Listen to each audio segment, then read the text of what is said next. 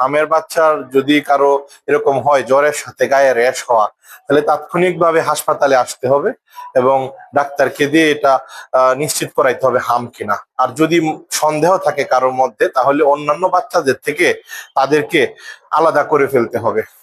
এটাই হচ্ছে গিয়ে এখন এবং সর্বোচ্চ মানে সতর্কতার সাথে চলতে হবে। এটা তো শ্বাসের মাধ্যমে ছড়ায়, হাঁচি কাশি, তো কফ এটিকেট গুলো মেনে চলা, হ্যাঁ, খোলা জায়গায় হাঁচি কাশি না দেওয়া, সম্ভব হলে মাস্ক ব্যবহার করা, এবং কাউকে যদি সাসপেক্টেড মনে হয় যে সন্দেহভাজন তার মিজলস হয়েছে, অন্যান্য বাচ্চাদের থেকে তাকে আইসোলেট করে ফেলা 1 সপ্তাহের জন্য।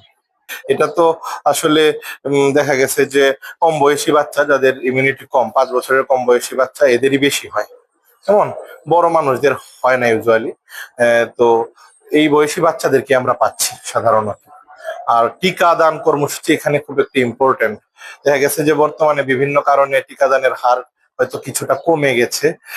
তো বাচ্চা যারা এখন আছে, হামের টিকার ইপিআই শিডিউল 9 মাস এবং 15 মাস, দুইটা।